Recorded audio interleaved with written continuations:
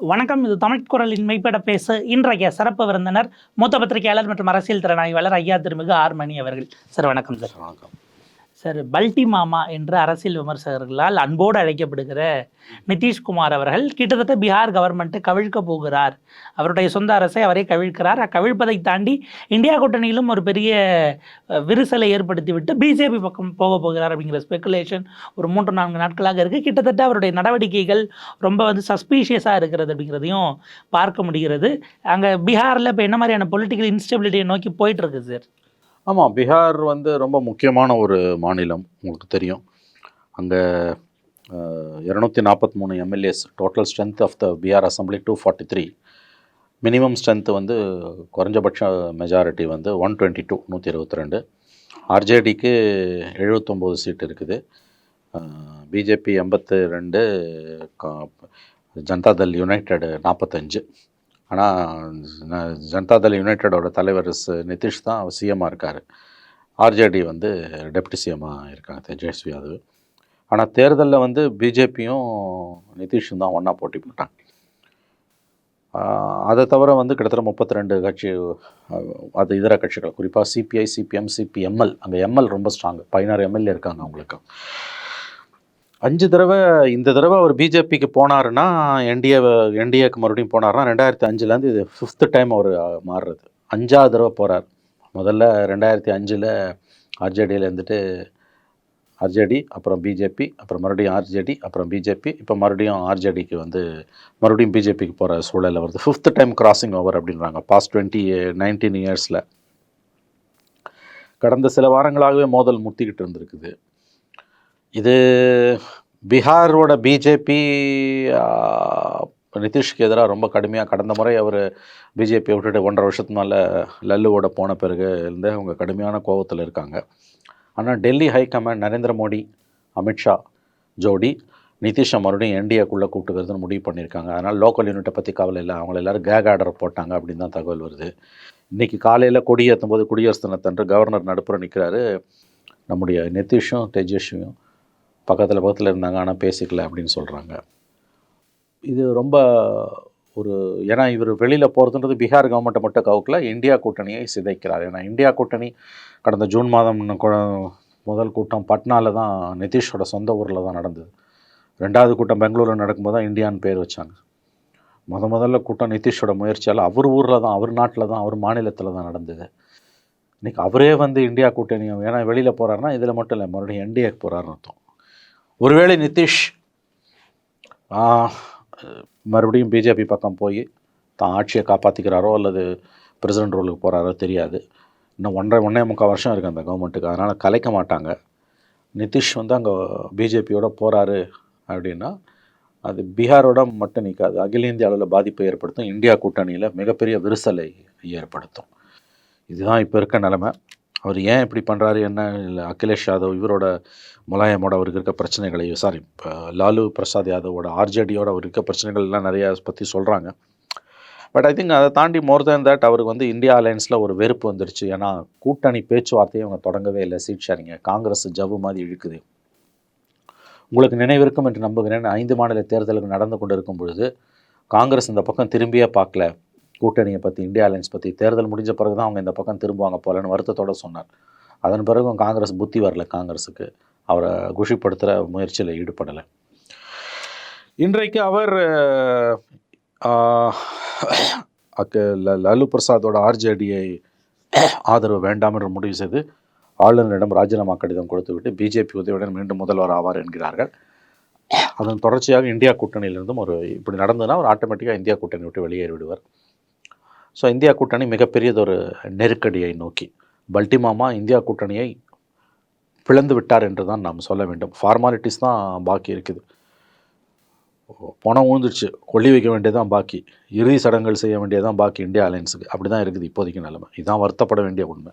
இப்போ என்னென்னா 2 பேருமே equal number of cabinet representation இருக்கிறது கூட்டணி ஆட்சியில். இப்போ அவராக ரிசைன் பண்ணார்னா என்டையர் கேபினெட்டும் டிசால்வ் ஆகிடுமா அரசு? இல்லை, லீகல் பொசிஷன் என்னன்னு கேட்டிங்கன்னா, ஒரு சீஃப் மினிஸ்டர் ரிசைன் பண்ணால் ஆட்டோமேட்டிக்காக கவர்மெண்ட் போயிடும். There must be new swearing in, new chief minister, new இப்போ ஜெயலலிதா வந்து சொத்து குவிப்பு வழக்கில் தண்டிக்கப்பட்ட உடனே கவர்மெண்ட் போயிடுச்சு, ஆட்டோமேட்டிக்காக போயிடுச்சு. ரெசிக்னேஷன்லாம் தேவையில்லை, ஆட்டோமேட்டிக்காக போயிடும், டிஸ்குவாலிஃபைனாலே ஆட்டோமேட்டிக்காக போயிடும். அன்றைக்கி சாயங்காலம் 2 நாள் பொறுத்து ஓபிஎஸ் பதவி ஏற்றார். இது 2014. 2001 ஜெயலலிதா பதவி ஏற்றது செல்லாதுன்னு காலையில் 12 மணிக்கு சுப்ரீம் கோர்ட் ஜட்ஜ்மெண்ட், 10:30 மணிக்கு சுப்ரீம் கோர்ட் ஜட்ஜ்மெண்ட் கொடுத்து சாயங்காலம் 6:30 மணிக்கு ஓபிஎஸ் ராஜ்பவனில் சிஎம் ஆனார். அப்போ ஜெயலலிதா கிட்ட நீங்கள் ஏன் ராஜினாமா கொடுக்கலன்னு கேட்டாங்க. அப்போ அவங்க என்ன சொன்னாங்க, என்னோடய வக்கீல் கே வேணுகோபால் வந்து நான் வந்து எம்எல்ஏ பதவி ஏற்றதே செல்லாதுன்னு அனௌன்ஸ் பண்ண உடனே, ஏன்னா அப்போ என்ன கேஸ்னால் இவங்க எம்எல்ஏவாக போட்டி போட முடியாத இருந்தது, இல்லைன்னா டான்சி கேஸ் 2 கேஸில் ஜட்ஜ்மெண்ட் இருந்தது. So a person who cannot contest elections and become an MLA, whether she can become the chief minister தான் question. Court said that she can't. எம்எல்ஏவாக போட்டியிட தகுதி இல்லாதவர் முதலமைச்சராக முடியாதுன்னு தீர்ப்பு கொடுத்தது 10:30 மணிக்கு. 6:30 மணிக்கு ஓபிஎஸ் சிஎம் ஆனோன்னா அந்த அம்மா ராஜ்பவனில் செப்டம்பர் 21, 2001 கேட்கும்பொழுது அந்த அம்மா சொன்னது, ஒரு ரிப்போர்ட்டர் கேட்டார் ராஜ்பவனில் வச்சு, அந்த அம்மா பதவியேற்பு முடிச்சுட்டு வெளியில் வரும்போது, மேடம் நீங்கள் ஏன் ரெசிக்னேஷனை கொடுக்கல அப்படின்னு. அப்போ அந்த அம்மா என்ன சொன்னாங்க, my council lawyer K Venugopal advised me not to tender resignation because the very swearing in of my becoming chief minister has been struck down. பதவியேற்றதை செல்லாது என்று உச்சநீதிமன்றம் தீர்ப்பளித்து விட்டதால் ராஜினாமா பண்ண வேண்டிய அவசியம் இல்லைன்னாங்க. இது வந்து 2001 செப்டம்பர் 21 ஜெயலலிதாக்கு நடந்தது. அதே விஷயம் செப்டம்பர் 27, 2014 ஜெயலலிதாக்கு நடந்தது. சனிக்கிழமை அன்னைக்கு ஒரு சொத்து குவிப்பு வழக்கில் 4 வருஷம் தண்டனை கொடுத்தாங்க. 29ஆம் தேதி காலையில் ஓபிஎஸ் மறுபடியும் சிஎம் ஆனார். ஸோ நீங்கள் கேட்குற கேள்விக்கான பதில் என்னென்னா, லீகல் பொசிஷன் ஒரு சீஃப் மினிஸ்டர் டிஸ்குவாலிஃபை ஆனாலும், அதே ஜெயலலிதா டிசம்பர் 5, 2016 இறந்த பிறகு நியூ கேபினெட் மிட் நைட்டில் பதவி ஏற்றாங்க. செப்டம்பர் 6 விடிய காத்தால் பதவி ஏற்றாங்க. 3 தடவை ஜெயலலிதாக்கு நடந்திருக்குது. 2 முறை டிஸ்குவாலிஃபிகேஷன், ஒரு தடவை அவர் இறந்த பிறகு நடந்தது. ஸோ ஒரு முதலமைச்சர் பதவி விலகிறார், பதவி இழக்கிறார் by way of court judgment or way of natural cause, இறந்து போகிறாருன்னா ஆட்டோமேட்டிக்காக கேபினெட் கோஸ். ஸோ இப்போ வந்து நிதிஷ் வந்து ராஜினாமா பண்ணுறாருன்னா கவர்னர் ரெசிக்னேஷன் அக்செப்ட் பண்ணிக்கிட்டு மாற்று ஏற்பாடு செய்யும் வரையில் நீங்கள் முதலமைச்சராக தொடருங்கள்னு சொல்லுவார். கேர்டேக்கரா அடுத்து என்ன அரேஞ்ச்மெண்ட் வருதுன்னு பார்க்கணும். ஏன்னா வந்து அப்போ வந்து லாலு பிரசாத் யாதவும் ஸ்டேக் பண்ணலாம், எனக்கு சிங்கிள் லார்ஜஸ்ட் பார்ட்டி எனக்கு விட்றான்னு. பிஜேபியும் கேட்கலாம் single largest party. I think BJP is the single largest party with coalition 4 seat பஸ்வானோட அதோட சிங்கிள் லார்ஜஸ்ட் பார்ட்டி ஆர்ஜேடி தான், ஒரு சீட் கம்மி BJP 79 78. So BJP single largest party நான் தான், எனக்கு கூடுறான்னு கவர்னரை கேட்கலாம். பட் கவர்னர் விளையாடுவாருங்க, கவர்னரோட டிஸ்கிரிப்ஷன். கவர்னர் என்ன சொல்லுவார், ஏக்கு வந்து 3 சீட் இருக்குது, பிக்கு வந்து 2 சீட் இருக்குது. ஆனால் சிக்கு வந்து 2 சீட் இருக்கிறதால ஏக்கு 4, சிக்கு 3, பிக்கு 2. ஏக்கு 4 நான் முடிவு பண்ண முடியாது, பிக்கு வந்து 3 இருக்கிறதுனால சி வந்து பியை சப்போர்ட் பண்ணுறதுனால 3 + 2 5, 4 விட 1 கூடலாம். அந்த ஒரு பாசிபிலிட்டி இருக்குது. ஏற்கனவே மகாராஷ்டிராவில் நடந்த மாதிரி. ஸோ கவர்னர்கிட்ட பெரிய ரோல் இருக்குது. நிதிஷ் என்ன பண்ண போகிறார், இதில் 4ஆம் தேதி மோடி கூட்டம் இருக்குது அங்கே பிஆரில். கர்பூரி தாக்கூருக்கு அந்த வேறு பாரத் ரத்னா கொடுத்துருக்காங்க. அதை தவிர பிஜேபியோட பெரிய ரேலி ஒன்று இருக்குது. அந்த மேடையில் நிதிஷ் அவரோட போய் உட்காந்து பாருன்றாங்க. ராகுல் காந்தியோட யாத்திரை 29ஆம் தேதி பீகார் உள்ள வருது, இன்னும் 3 நாளில். அப்போ அவர் என்ன அதுக்குள்ளே சுச்சுவேஷன் கிளியர் ஆகிடும். ஸோ பீகாரில் வந்து டெவலப்மெண்ட்ஸ் நாம் யூகிப்பது போல் எல்லா ஊடகங்களும் அப்படி தான் எழுதுகிறாங்க. Nitish is back in NDA for the 5th time. 2005 5ஆவது தடவையாக கட்சி மாறுறார். அப்படி ஒரு வேலை நடந்தால் அது இந்தியா கூட்டணிக்கு, பீகாரை மட்டும் பாதிக்காது, இந்தியா கூட்டணியில் மிகப்பெரியதொரு பாதிப்பை, மிகப்பெரியதொரு தாக்கத்தை. ஏற்கனவே மம்தா பானர்ஜி தனியாக போட்டுடுவேன்ட்டாங்க, பஞ்சாபில் ஆம் ஆத்மி கட்சி தனியாக போடுவேன்ட்டான், டெல்லியில் என்ன பண்ண போனான்னு தெரியல ஆம் ஆத்மி கட்சி. நிதிஷ் வெளியில் போனார்னா, உடச்சிட்டு போனார்னா கண்டிப்பாக காங்கிரஸ் எதிர்கட்சி ஒற்றுமைக்கு அது மிகப்பெரிய அளவில் பாதிப்பை ஏற்படுத்தும் என்பது தான் உண்மை. இந்த இடத்துல எனக்கு இன்னும் ஒரு கிளாரிட்டி மட்டும் தேவைப்படுது சார்.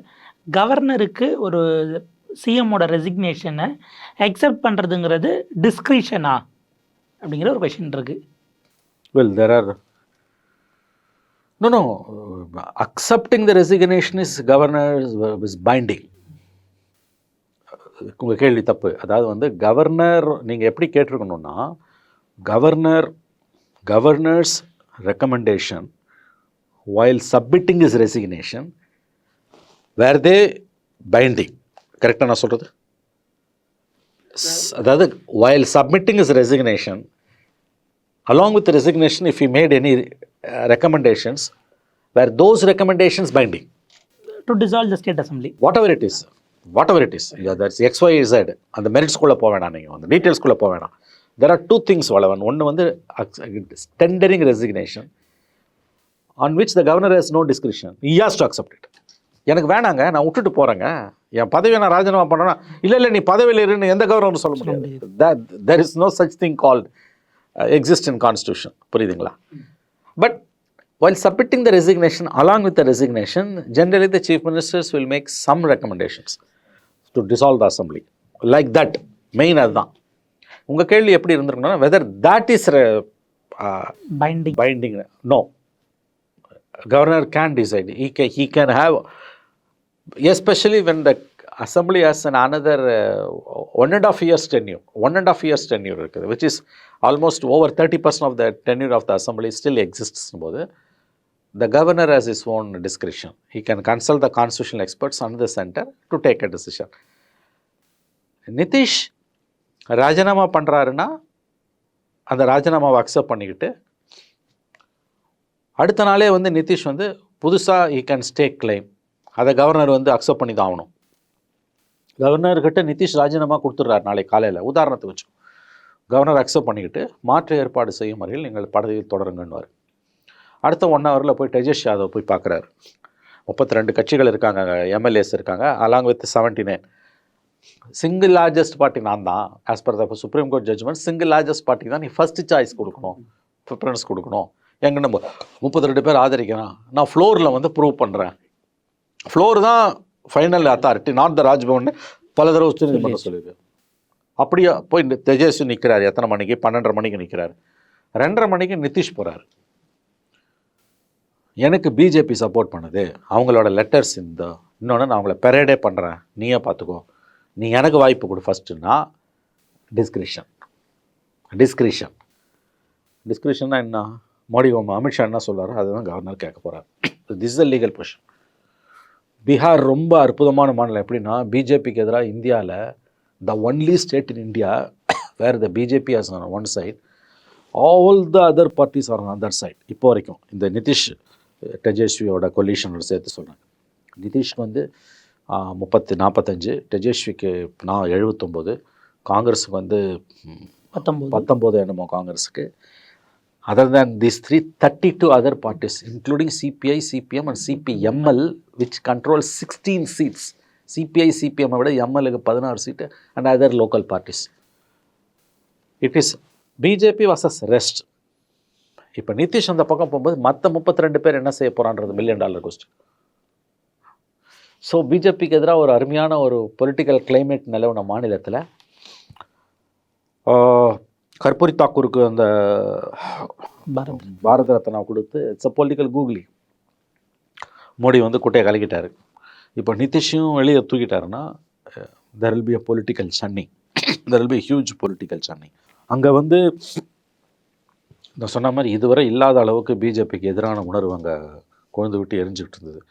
பட் இந்த மூவ் மூலமாக வந்து அது பெருத்த பின்னடைவை சந்திக்கும். 40 MPs, 17 பேர் பிஜேபி, 17 பேர் பிஜேபி. இந்த அலையன்ஸ் கண்டினியூ ஆயிருந்ததுன்னா எது நிதிஷ், காங்கிரஸ், லாலு, அதர் 32 பார்ட் எல்லாம் நின்று இருந்தாங்கன்னா all the other opposition parties அவங்களது வந்து 32 மொத்தம் seat 32. Easily BJP will be mad. இந்த 17 சீட்டில் ஹார்ட்லி அவங்க 3-4 சீட்டு ஜெயிச்சா அதிகம். So out of 30, out of 40, 35 plus இந்த அலையன்ஸ் அடிச்சிருக்கோம். ஸோ பிஜேபியோட டேலியில் வந்து கணிசமான அளவு ஒரு 17, 13, 13 குறைஞ்சிருக்கும். அதை வந்து அதனால தான் குறி வச்சு இப்போ நிதிஷை வந்து இந்த பக்கம் தூக்குறாங்க. இத்தனைக்கும் நிதிஷுக்கும் பிஜேபி லோக்கல் யூனிட்டுக்கும் 7ஆம் பொருத்தம். நிதிஷ் ஆர்ஜேடி பக்கம் போன பிறகு பிஜேபி, பீகார் பிஜேபி அதிகமாக திட்டினது காங்கிரஸையோ லல்லுவையோ கிடையாது, நிதிஷ். இன்றைக்கி அத்தனை பேரும் மூஞ்சில் கறி அள்ளி பூசின்னு உட்காந்துருக்கான். எல்லோரும் டெல்லி கூப்பிட்ருக்காங்க, கேக் ஆர்டர் போட்டிருக்காங்க, பேசக்கூடாது அப்படின்ட்டு. கீழே எப்படி ஜெல் ஆகும்னு தெரியல. அது ரொம்ப முக்கியமான விஷயம். லோக்கல் லெவலில் எப்படி, கிரவுண்ட் லெவலில் எப்படி ஜெல் ஆகும். ஓபிசி பாலிட்டிக்ஸில் பெரிய அளவில் இருக்கக்கூடிய மாநிலம் பீகார். கற்பூரி தாக்கூர் மாதிரி லெஜண்டுக்கு பாரத ரத்னா கொடுத்து மோடிஎஸ் போல்டு கூகுளி. செகண்ட் ப்ராக்டிக்கலாக நிதிஷ் அங்கேருந்து தூக்குனாங்கன்னா it's going to be hell of thing for India alliance. India அலையன்ஸோட இருப்பு கண்டிப்பாக கேள்விக்குள்ளாகும், நிச்சயம் கேள்விக்குள்ளாகும். அதில் எந்த மாற்று கருத்தும் வேணும். சும்மா இது வந்து பாதிப்பை ஏற்படுத்தாதெல்லாம் பேசிகிட்டு இருக்காங்க. நம்மளை ஏமாற்றிக்கிறதுக்கான அப்படி பேசிக்கலாம். அவர் லாஸ்ட் டைம் மீட்டிங்கில் அவரோட ஸ்பீச் ஹிந்தியில் இருக்கும்போது இங்கிலீஷில் டிரான்ஸ்லேட் பண்ணுறதுக்கு அவங்க கட்சியிலேருந்து ஒருத்தர் எந்திரிக்கும் போது 4வது கூட்டம் அதுக்கு முந்தின 3 கூட்டத்துலையும் அவரோட ஸ்பீச்சை, ஹிந்தி ஸ்பீச்சை இங்கிலீஷில் மொழிபெயர்த்திருக்காங்க. அப்போ வாயை பொத்தின்னு இருந்த நிதிஷ் 4வது கூட்டத்தில் டிஎம்கே லீடர் ஸ்டாலினுக்கு அது பேச்சு புரியலன்னு டிஆர் பாலு மொழிபெயர்க்க சொல்லும்போது சத்தம் போட்டிருக்காரு. சுதந்திரம் வாங்கி 75 வருஷம், அது ஹிந்தி தெரியலையா அவங்களுக்கு? டிஆர் பாலும் பதிலுக்கு சத்தம் போட்டிருக்காரு. அப்பயே சந்தேகம் வந்துடுச்சு, இந்த ஆள் ஓட போகிறாருன்னு. இந்திய அரசியலின் அசிங்கம் நிதிஷ்குமார். இந்திய அரசியலிருந்து அப்புறப்படுத்தியே தீர வேண்டிய அசிங்கம் நிதிஷ்குமார். இத்தகையது ஒரு அரசியல் இழிபிறவியை சுதந்திர இந்தியா பார்த்ததே கிடையாது. 2005லேருந்து 24 வரைக்கும் 19 வருஷத்தில் 4 தடவை அணி மாறி இருக்காரு. இது 5வது தடவை. எவ்ரி 4 இயர்ஸ்க்கு 5 கூட்டணி மாதிரி அவர் தான் முதலமைச்சர். 5 கூட்டணி மாதிரி அவர் தான் முதலமைச்சர். முதல்ல பிஜேபியோட சேர்ந்து சிஎம், அப்புறம் ஆர்ஜேடியோட சேர்ந்து சிஎம், அப்புறம் பிஜேபியோட சேர்ந்து சிஎம், அப்புறம் மறுபடியும் ஆர்ஜேடியோட சேர்ந்து சிஎம், இப்போ மறுபடியும் பிஜேபியோட சேர்ந்து சிஎம். 5 தடவை அணி மாறியும் சிஎம்மாக இருக்காருன்னா இவ்வளோ ஒரு கேவலமான, அதாவது எவ்ரி 4 இயர்ஸ்க்கு ஒரு தடவை, எவ்ரி 5 இயர்ஸுக்கு அவர் மாறிக்கிட்டே இருப்பார். எவ்ரி 5 இயர்ஸ்க்கு அவர் அணி மாறுவார். எ ஷேம்லெஸ் கிரீச்சர், வெக்கங்கட்ட ஒரு ஜென்மம் தான் நிதிஷ்குமார். இந்திய அரசியலின் அசிங்கம் நிதிஷ்குமார். இந்திய அரசியலிலிருந்து அப்புறப்படுத்தியே தீர வேண்டிய அசிங்கம் நிதிஷ்குமார். கேவலமானது ஒரு இழிபிறவி, நினைச்சே பார்க்க முடியாத இழிபிறவி. லோக்கல் பிஜேபி இதை கடுமையாக எதிர்க்குதுங்க. அமித்ஷா மோடியால், நட்டாவால் சமாதானப்படுத்த முடியல. அவ்வளவு அசிங்கமாக திட்டிருக்காங்க. கடந்த 2 வருஷத்தில் அவர் பிஜேபியிலேருந்து ஆர்ஜேடிக்கு போய் சிஎம் ஆன பிறகு எவ்வளோ பச்சையாக திட்ட முடியுமோ அவ்வளோ பச்சையாக திட்டிருக்காங்க பீகார் பிஜேபி நிதிஷ்குமார். இங்கே எப்படி 96ல் ஜெயலலிதாவும் நரசிம்மராவும் இருக்கும்பொழுது காங்கிரஸும் ஏடிஎம்கேவும் கடைசி நாள் வரைக்கும் அடிச்சுக்கிட்டு ஒருத்தர் மூஞ்சியில் ஒருத்தர் காரி துப்பிக்கிட்டு எலெக்ஷனுக்கு 3 நாள் அலையன்ஸ் வச்சு சேர்ந்து அதில் தான் தமிழ் மாநில காங்கிரஸ் உடச்சி வெளியில் வந்து காங்கிரஸ் சைபர் ஆச்சோ அந்த மாதிரி பிஜேபி ஆக போகுது. ஏன்னா மற்ற கட்சிகளையும் மக்களையும் பிஜேபி கன்வின்ஸ் பண்ணுறது கூட ஈஸிங்க. பீகாரோட பிஜேபி தலைமையால் கன்வின்ஸ் பண்ணுறது அவ்வளோ ஈஸி இல்லை. அவ்வளோ தூரம் கேவலமாக பீகார் பிஜேபி, சுஷில்குமார் மோடி, அங்கேயும் ஒரு மோடி தான் பீகாரோட ஃபார்மர் சிஎம், டெப்டி சிஎம்மாவும் டெப்டியாக இருந்தார். பேசாத பேச்சை பேசினாங்க. இப்போ சொன்னானுங்க 2 மாதத்துக்கு முன்னால் நிதிஷுக்கு பிஜேபியின் கதவுகள், என்டிஏவின் கதவுகள் நிரந்தரமாக மூடப்பட்டிருக்கின்றன பேசினானுங்க. இன்றைக்கி பீகார் லீடர்ஸ் எல்லாரையும் டெல்லிக்கு அவசரமாக கூப்பிட்ருக்காங்க, கேக் ஆர்டர் போட்டிருக்காங்க, பேசாதீங்க. ஒருவேளை பிஜேபி கூட்டணிக்கு என்டிஏவுக்கு நிதிஷ்குமார் மீண்டும் திரும்பினால் பீகார் பிஜேபி திக்குமுக்காடும் வாக்குகளை கேட்பதற்கு. மறுபடியும் சொல்லுகிறேன், இந்திய அரசியலிலிருந்து அப்புறப்படுத்தியே தீர வேண்டிய அசிங்கம் நிதிஷ்குமார். எப்படிங்க ஒரு மனுஷன் 19 வருஷத்தில் 5 தடவை மாற முடியும், போயிட்டு வர முடியும்? அப்படி வந்தவன் சிஎம்மாக இருக்கானா? எவ்வளோ கேவலமான ஒரு பிறவி, ஜாதியை வச்சு அரசியல் நடத்துகிற ஒரு இழி பிறவி. இந்த இடத்துல தான் சார் ஒரு கொஸ்டின் ரைஸ் ஆகுது. நம்ம நிதிஷையோ அல்லது மமதாவையோ அல்லது கெஜ்ரிவாலையோ பகவந்த் மானையோ மெர்கூரியல் லீடர், அவங்க வந்து அதாவது எதுலேயுமே பிடி கொடுக்காம இடத்துக்கு தகுந்த மாதிரி உருவத்தை மாற்றிக்கிறாங்கன்னு ஒரு விஷயத்தை வைக்கிறோம் அப்படின்னா, இப்போ ராகுல் காந்தி ட்ராவல் பண்ணி போகிற எல்லா ஸ்டேட்லேயும் இப்போ இந்த மாதிரியான விஷயங்கள் வருது, அடுத்து யூபிக்கு போனாலும் ரிசப்டன்ஸ் இருக்காது அப்படின்னும் போது இந்த பிரச்சனை இப்போ காங்கிரஸ் சைட் மட்டும் நம்ம சொல்லாமல் இவங்கெல்லாம் மெர்கூரியல் மட்டும் நிறுத்திட முடியுமா? ஏன்னா ஒரு தனியாக வர்தனத்தை நீங்கள் பண்ணுறீங்க எலெக்ஷனுக்கு 60-70 நாளைக்கு முன்னாடி அப்படின்னா அவங்க ஆப்வியஸாக அவங்க ரெசிஸ்ட் பண்ண தானே செய்வாங்க. 100% you are right, 100% you are right, 100% நீங்கள் சொல்கிறது கரெக்டு. இது வந்து ஏஜ் ஆஃப் கொலிஷன் பாலிடிக்ஸ். இந்த அரசியல் காலகட்டம் என்பது கூட்டணிகளின் காலம். எலெக்ஷனுக்கு 70 நாள் முன்னால் நீ தனி கச்சேரி நடத்துகிறான்னா கூட்டணியில் இருக்க மற்ற கட்சியெலாம் டிஸ்டர்ப் ஆக மாட்டானா? நீ யாத்திரை முதல் ஃபேஸ் நடத்தும் போது வேற. ராகுல் காந்தியோட யாத்திரை இந்தியா கூட்டணியை சிதறடித்து கொண்டிருக்கிறது, ஒற்றுமைப்படுத்துவதற்கு பதிலாக சிதறடித்து கொண்டிருக்கிறது. தனியாக காங்கிரஸ் கட்சிக்கு தாம் பலவீனத்தை இன்னமும் உணரக்கூடிய அளவுக்கு புத்தி வரல. பெரியண்ணன் மனப்பான்மையுடன் தான் காங்கிரஸ் நடந்து கொள்ளுகிறது. ஒவ்வொரு மாநிலத்துக்குள்ளேயும் நீ போகும்போது அந்த மாநிலத்தில் இருக்க வலுவான தலைவர்கள், இந்தியா கூட்டணியில் உள்ள தலைவர்கள் டிஸ்டர்ப் ஆகுறாங்க. ஏன்னா காங்கிரஸுக்கு 2% 3% ஓட்டு கூடினா கூட அவங்க தங்களுடைய வாக்கு வங்கி, தங்களுடைய டர்ஃப், பொலிட்டிக்கல் டர்ஃப் ஷ்ரிங்க் ஆகிடுமோன்னு பயப்படுறாங்க. ஸோ எலெக்ஷன் டைமில் இந்த மாதிரி ஊர் ஊராக யாத்திரை போகிறதுன்றது கட்சியை பலப்படுத்தோ இல்லையோ ரொம்ப கஷ்டப்பட்டு உருவாக்கின இந்தியா கூட்டணியை சிதைத்து கொண்டிருக்கிறது. எலெக்ஷனை 2 மாதத்தில் வச்சுட்டு எவனா யாத்திரைக்கு போவானா? அரசியலின் அரிச்சுவடி கூட தெரியாத ராகுல் காந்தி கஷ்டப்பட்டு உருவாக்கிய எதிர்க்கட்சி ஒற்றுமையை அவரே குழி தோண்டி புதைத்து கொண்டிருக்கிறார். ராகுல் காந்தியோட பாத யாத்திரை செகண்ட் ஃபேஸை நான் சொல்கிறேன், ஃபஸ்ட்டு ஃபேஸ் பற்றி கண்டிப்பாக சொல்லலை, அது வரவேற்கத்தக்கது. தேர்தலுக்கு 60-70 நாள் முன்னால் அவருடைய செகண்ட் ஃபேஸ் ஆஃப் அந்த யாத்திரை இந்தியா கூட்டணிக்கு வேட்டு வைத்து கொண்டிருக்கிறது என்பதுதான் உண்மை. ஒரே ஒரு நிறைவு கேள்வியை கேட்க விரும்புகிறேங்க சார்.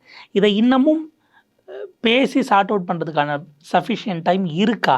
ஏன்னா நீங்கள் திரும்ப ஒரு டெம்பரரி ஏற்பாடாக தான் போவீங்க, அது விளக்கமாக சொல்கிறது தான், எலெக்ஷனுங்கிறது சீட் ஷேரிங் தானே அப்படின்னாலும் கூட அண்டர் த ரூட்ஸ் ஜெல் ஆகணுங்கிற ஒரு கொஷின் இருக்குது.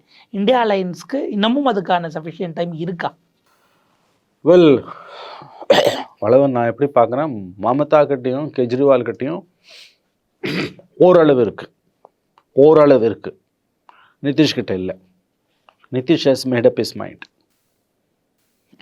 மம்தா கிட்டையும் கெஜ்ரிவால் கிட்டையும் ஓரளவு இருக்குது, எவ்வளோன்னு தெரியாது. But there is a small window opened as far as Trinamool Congress and Kejriwal, Aam Aadmi are concern. நிதிஷ்குமாரை பொறுத்த வரைக்கும் அது இல்லை. Nitish Kumar has made up his mind. நிதிஷ்குமாரின் ஐக்கிய ஜனதா தளம் இந்தியா கூட்டணியை விட்டு வெளியேறுகிறது. நிதிஷ்குமார் அவர் உருவாக்கிய இந்தியா கூட்டணியை அவரே உடைத்து கொண்டிருக்கிறார். அகிலேஷ் கூட மத்திய பிரதேஷ்க்கு பிறகு எதுவும் சமாதானப்படுத்த மாதிரி தெரியல.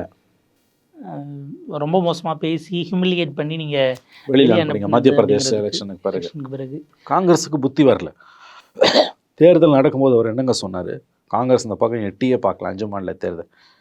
அது அவர் கம்யூனிஸ்ட் கூட்டத்தில் போய் சொன்னார். கம்யூனிஸ்ட் கூட்டத்தில் சொன்னார். கரெக்ட். சிபிஎம்மோட கான்ஃபரன்ஸ் நினைக்கிறேன்.